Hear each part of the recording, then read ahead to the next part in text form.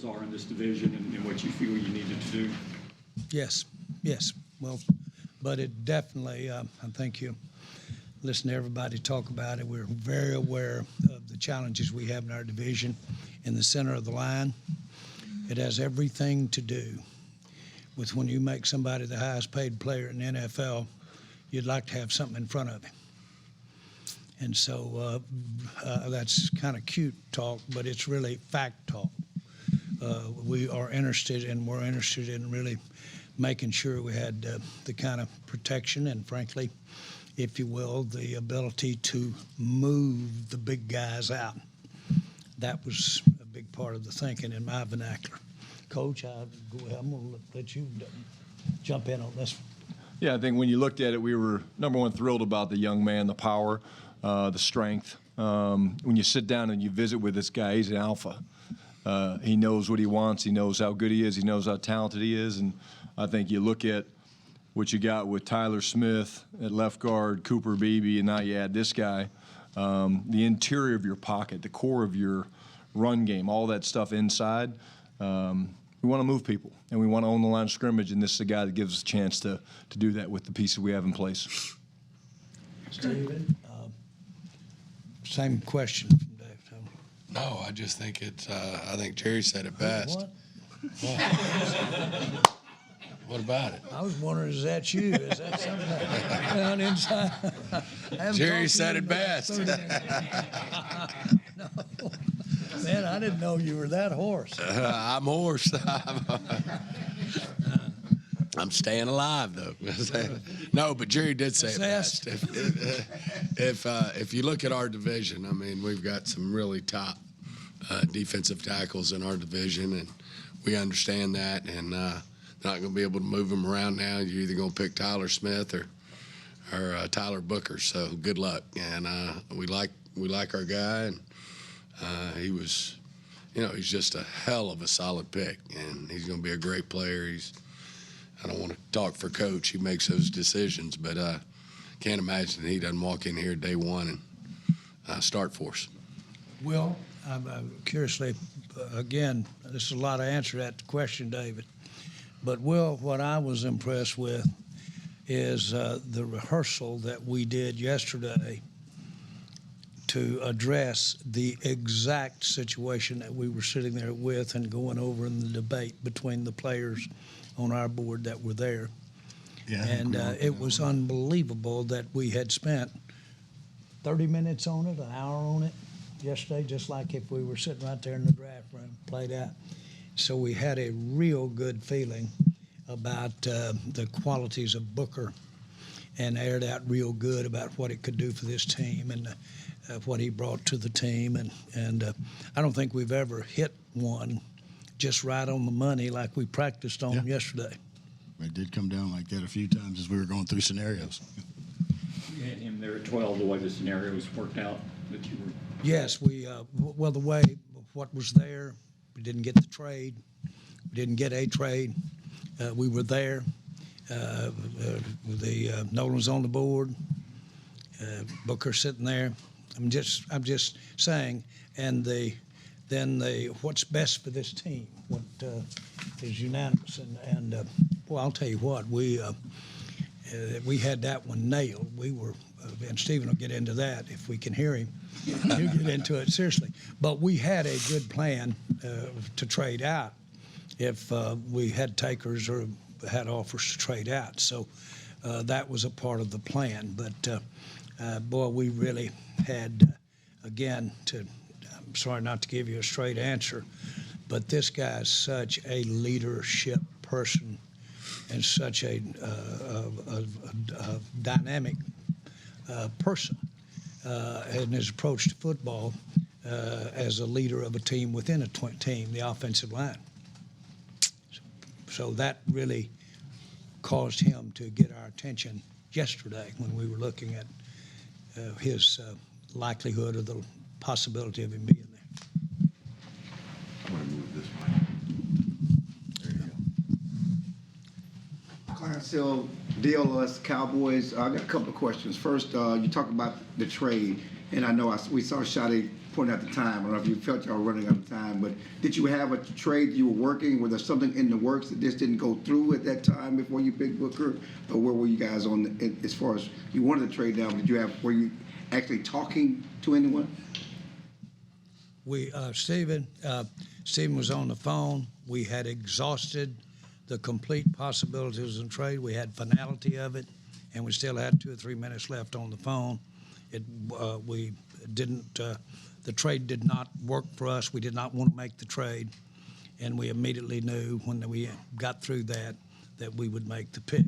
And so, yes, real possibilities right up until 2 minutes before the bell rang. No, we had hard offers for the pick, and unless it was the pick because we liked our player, unless it was a really significant trade, then we were going to pass.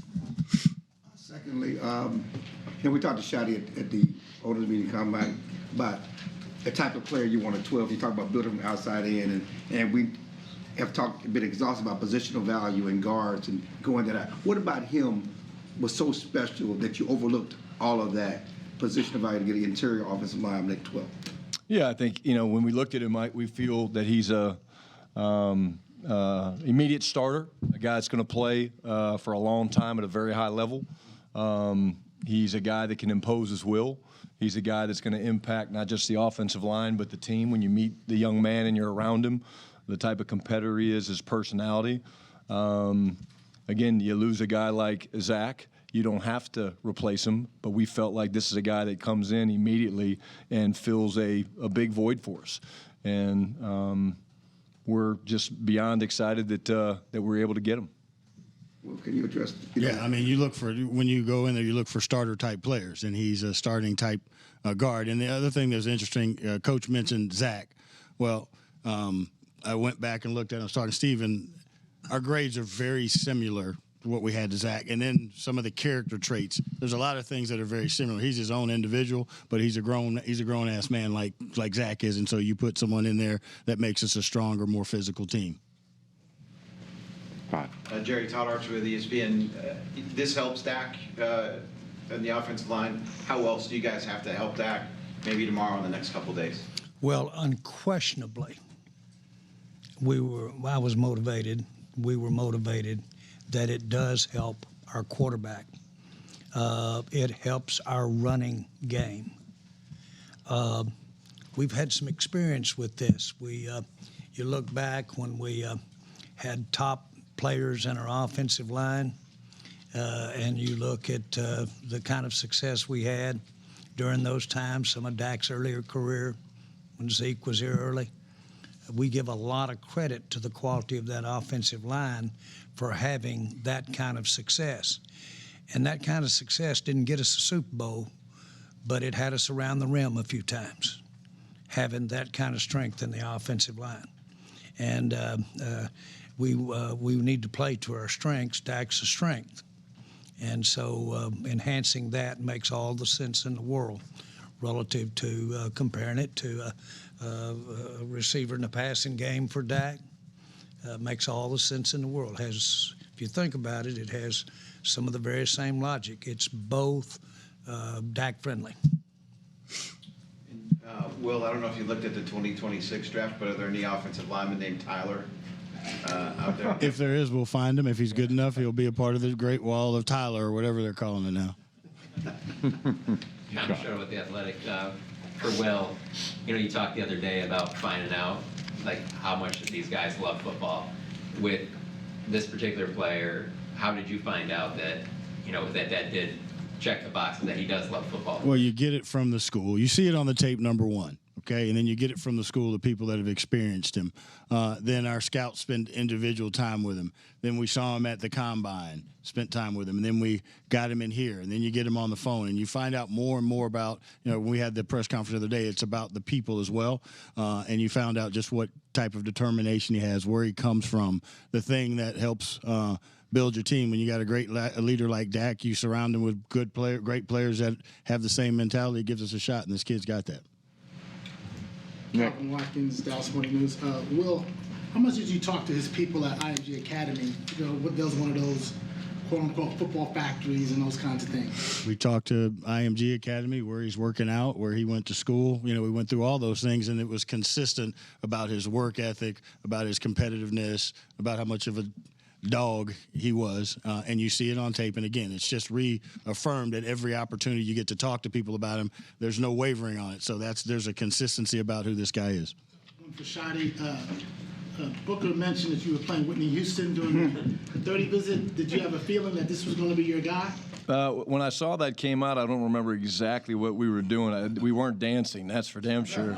Although I did see him when he ran out onto the stage, he had some good moves. So that shows the athleticism. But I'm a big music guy. It was early in the morning, and I was getting us both to wake up a little bit.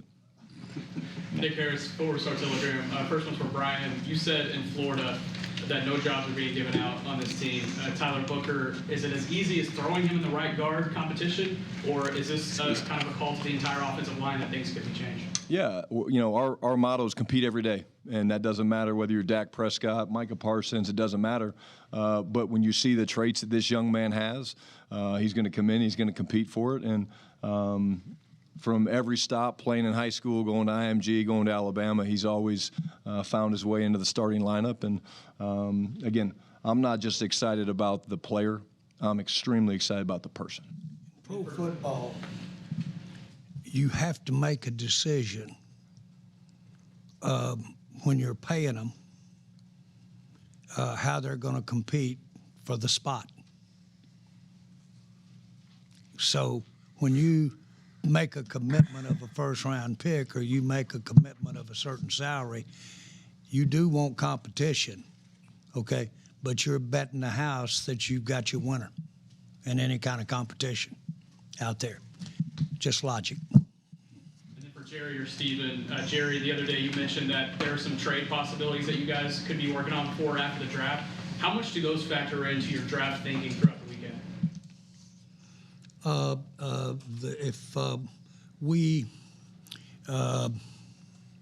This one didn't affect our position on the possibility of a trade. That's the best way to answer it. It's well said. Can't hear me. Tommy. Tommy Yarsh, DallasCowboys.com. For anybody, we can look at how the rest of the first round fell.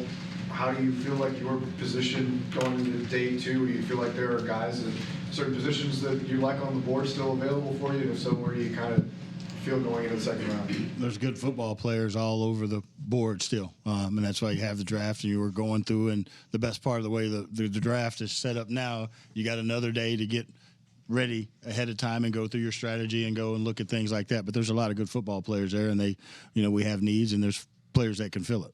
We have more than 12 players that would be worthy of that pick. And we're 12 back, so we should get a good player. Back to Nick. Are you guys surprised by some of the talents that are still available on the board? It's a draft. I mean, everybody has their board. I know you guys follow mock drafts and grade drafts afterward before they play, but everybody's got their own board. They've done their homework, and they've got it a different way. So, and this is a unique draft from a standpoint of there's typically 4 or 5 quarterbacks that people are fighting for. There's typically 6 or 7 receivers. There's typically corners, and there isn't that much depth early in the top. So there's a lot of good players that's going to be kind of sprinkled out throughout the draft. It'll be an interesting rest of the draft. Yeah, and the only thing I would add to that, Will, is that you and I, and we all talk about it, as you go through the draft, you get later, the second round, the third round, opinions go like that. So, the first round, I would say, for the most part, people know who's going to go in that first round. But once you start going second, third, fourth, it branches out. So we feel really good about going forward that we'll get players that we've really scouted and feel good about. And, we've got 9 picks left, and we look forward to picking them. Dixon with the AP. Stephen, David mentioned it earlier, 3 offensive linemen in the first round in 4 years, which is a replay of 2011 to 14. Back when it felt like back then you all were kind of rebuilding the offensive line. Is that where you feel like you are now? Just kind of trying to build it back to one of those elite units like it was, as Jerry mentioned, through sort of the mid-2010s? Yeah, I think you look at, what we're doing here. I mean, we just had 2 Hall of Fame offensive linemen retire within a month, I think, between Tyron Smith and Zach Martin, and they were a big part of that. And then you look at our division, and you got to start with beating the guys in your division and win it. And, there's some really elite interior defensive linemen in our division, and we do want to build that offensive line. And I think that is a part of it, and I think we've taken a big step toward doing that. I mean, we're thrilled with our first-round pick we made last year, and Tyler Guyton there on the left side. And obviously we think a lot of steel, and we've sure shored up the interior, as Schotty said. So, I just feel like, we're taking that journey now, and I think it all starts right there. And as Jerry said, you want to protect the guy, who's the most expensive guy in the league, and you want to compliment CD and what we're doing with him. So, I think all of this helps it all come together. Along those same lines, if you look back at prime time when we had the apex of these top number 1 picks that we've had, our ability to pay them on their second contracts so that you can retain that there. If you look at that, you may disagree with me, but I feel we were hanging around the rim. We were knocking at the door. We had, behind that, we had rookie 4th-round quarterback, make all rookie. We had running backs for playing well. And it gave us a team that we would think it wouldn't be bad to be right there. Again, obviously better because we didn't get to the playoffs where we wanted to be, and we didn't get the Super Bowl, but we got there. We had top team there. With the makeup that we have on our team and the players we've got right now, this is a very good way to try to get something big time done in the next 2 or 3 years. This makes a lot of sense time-wise. Saad. Saad Yusuf, The Athletic. Jerry, you mentioned Dak being the highest paid player. I think you've mentioned that a few times over the past 8 months. Just how much does that contract kind of shape the approach that you guys take to building the organization and adding pieces around him? Oh, it was a part of the commitment.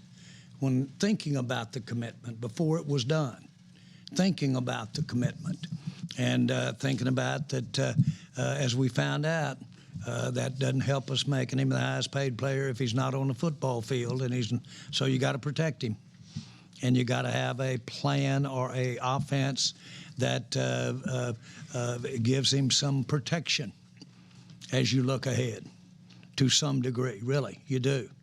All of that went into the thinking before we made the extension contract with him, not after, before.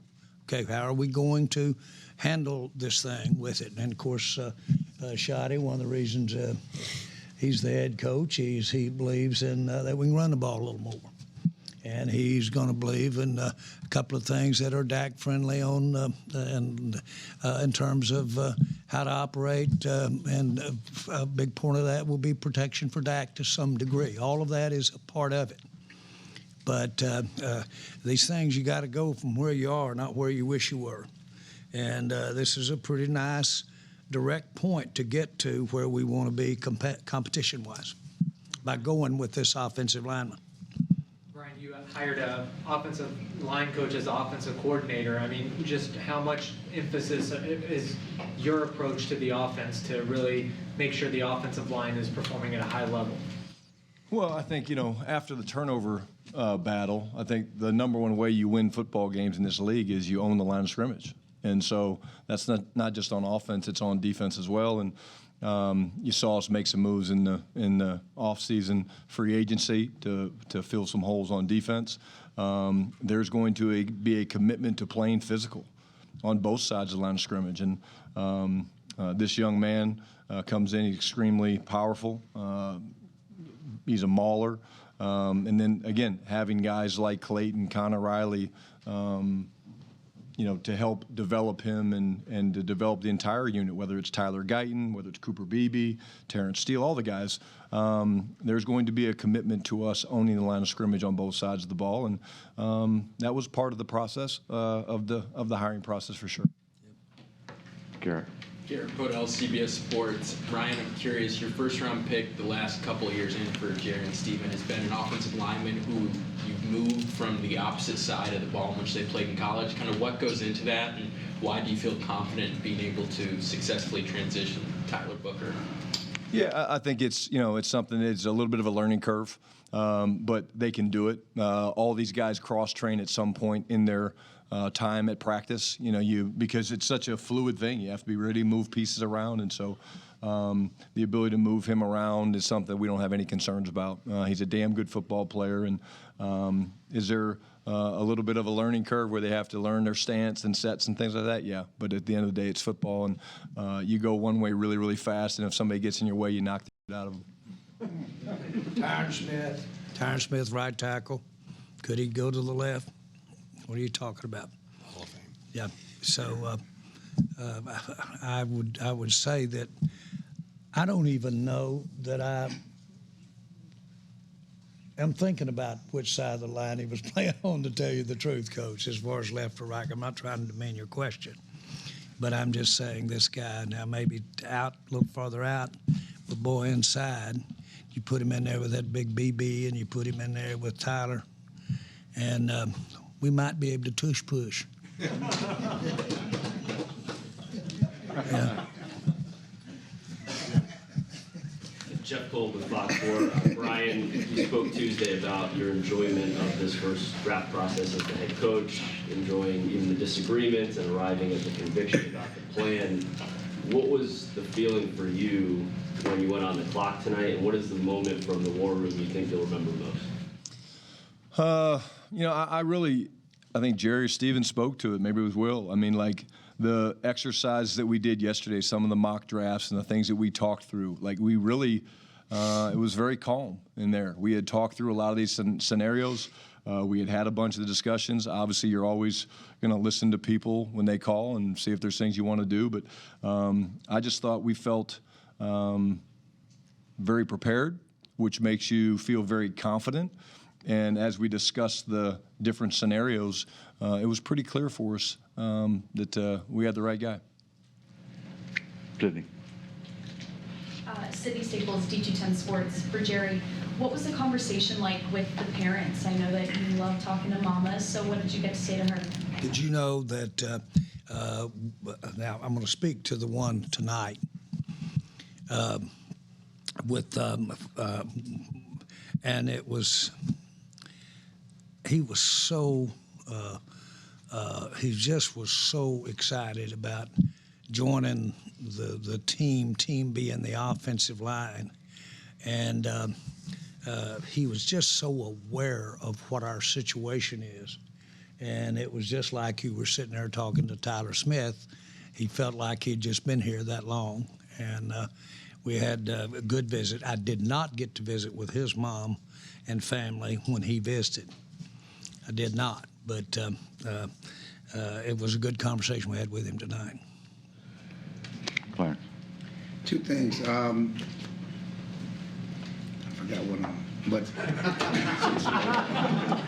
First, I need to have a drink. I know. We got the Can we do same that? problem. We got the same problem. First of all, I got it back. Any consideration to moving Tyler Smith to left tackle? Yeah, I think at the end of the day, we're going to play our best five. But right now, we have all the confidence in the world that Tyler Guyton, going into year two, is going to take the steps that most young players take. And so, but at the end of the day, we're going to play our best five guys on offense. Our best 11 are going to play, and that's the football team. And again, like, it's not just a word. You have to compete every day to get better, and you have to compete every day to show your teammates that it's important to you. And again, we talk all the time. We want world-class competitors. And when you add a guy like this, Tyler Booker, that is a world-class competitor, he makes everybody around him better with the way he practices, the way he talks, his confidence. And as a coach, that gets you really excited. And piggybacking on that, you went offensive line heavy in free agency with, I think, 4 additions, 2 specific guards, and the other guys that can play guard. Yet you still went guard here. And just can you talk about how you didn't let what you did in free agency, even though you tried to short the position, deter you from adding to that same spot in the draft? Yeah, you're always looking to add valuable pieces. You guys know how I feel about Brock Hoffman, Rob Jones, a really good football player. It's a physical, violent position that these guys play. You can never have enough. We've all had the growing pains and the different rotations and things like that. So, again, I think it's one of those positions, it's a high-value position where you need guys that have flexibility and they can play different spots. And, again, you don't know how bad you need the position until you don't have it. And the obvious thing that everybody's talked about. I mean, you're in a division with Jalen Carter and Dexter Lawrence and some really, really good football players. And so those are matchups that we look forward to. Let me give you another point to look at here. Tyler Guyton. Then look at the draft. We evaluate the college. Look at the draft. What do you think the best odds are that Tyler Guyton will have a sophomore year better than his freshman year? What do you think the odds are that he'll be able to have discipline on pre-snap penalties? What do you think those odds are as opposed to drafting a number 1 pick in the draft? There's just as good odds, and the facts are we don't know any of this. Only the man upstairs knows about what those injuries are going to be or what they're doing. This isn't a widow's pension plan we're trying to build here. This is things got risk all over it. So it's weighing which gives you the best chance for the risk. And love opinions. We've got opinions. But do you think any of us really know whether or not Tyler Guyton's going to get hurt or whether or not we're going to have? Of course we don't. But you weigh your odds. This gives us some better, good odds that we're going to have the kind of offensive line that we thought we were going to have last year. And we didn't think at all what would happen to us last year happened to us. So we're trying to learn from our own experiences, and that influenced this pick. Patrick Walker, Cowboys.com. For Will and Shotty. Will, earlier this offseason, you spoke about the alignment, trying to build the alignment between the front office scouting department and the coaching staff. And Shotty, you talked a lot about culture building. When you look at, not sure if you saw, but Booker had a live stream with Micah Parsons, and in the process of discussing his playing demeanor, Micah Parsons got so excited he almost jumped out of the chair with excitement. What does that mean to you guys to see a cornerstone player get that excited about any player you bring in, let alone the first round pick? Shotty?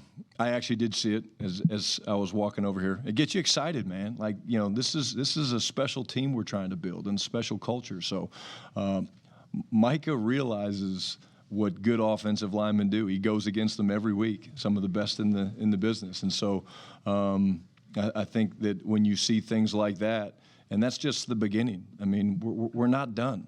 We're not done adding pieces like that. The character matters and the talent matters. And so as a coach, you get excited seeing stuff like that.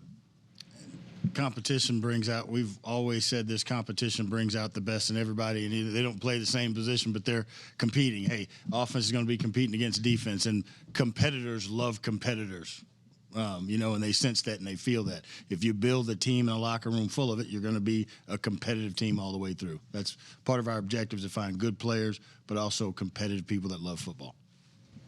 Tommy. For Will and Brian, I think Connor Riley played against Tyler Booker his freshman or sophomore season when he was at Kansas State in the Sugar Bowl. What was his kind of 2 cents on what he saw from him on film and how you guys can use him up front? I mean, we went through and worked him out and went through all the steps to figure out that he could do everything we needed him to do as an offensive lineman for us as a guard. I mean, it's all there on tape. But he can do it all. Yeah, I remember just him talking about the power, the lower body strength, the length, the power, the play style. Those were the words I remember him talking about and how they jumped off the film at Bama. Mike.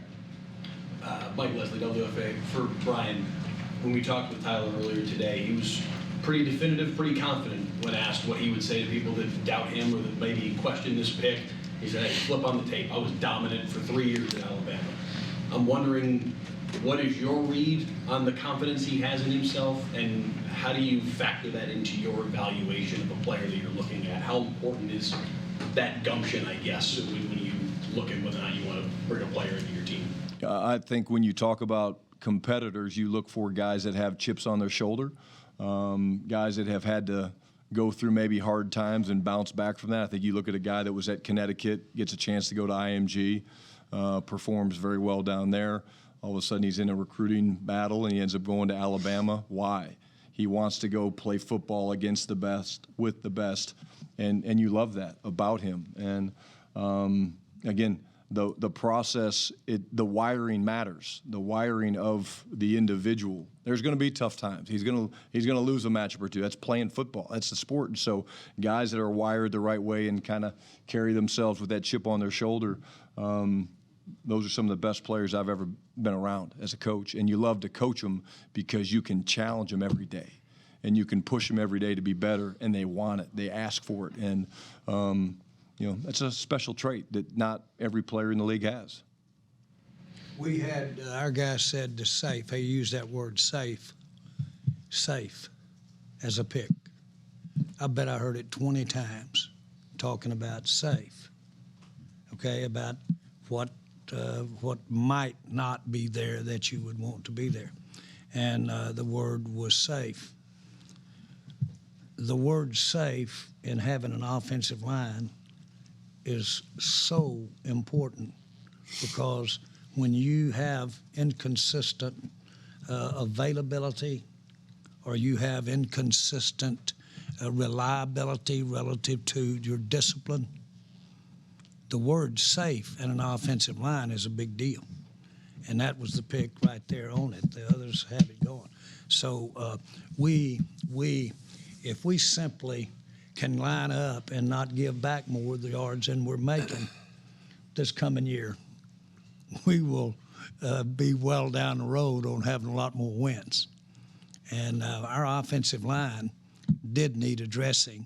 Now you say dressing from within, yes, but this gives us a without touch to it too. The other thing, Will, that I heard that I did not hear that much any place was what a leader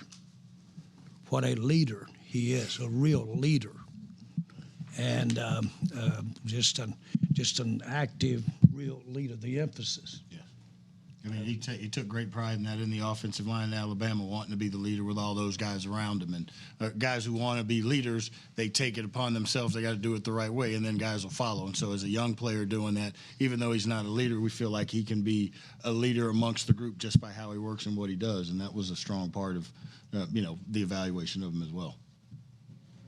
Kevin Sherrington, Dallas Morning News. Will, there is certainly a perception that there was a need at wide receiver for y'all going into this draft. It's also a perception that there's not a lot of maybe walk-in starters at that position in this draft. Are you still confident that y'all can find somebody like that? Yeah, I mean, there's good football players there. That's why we go through the process of looking at all their talents and their skill sets. We go through it with the coaches, and there's traits that we're looking for. And then that's why we have great coaches to develop those as well. So there's players that come in this league from all different parts of the draft. We have to do our job well to identify those, and I still feel good that there's opportunities there, and it doesn't end. Stephen says it's player acquisitions 24/7, 365. All right. All righty. Thanks, Scott. See you tomorrow night. This has been a production of DallasCowboys.com and the Dallas Cowboys Football Club. How about this, Cowboys? Yeah!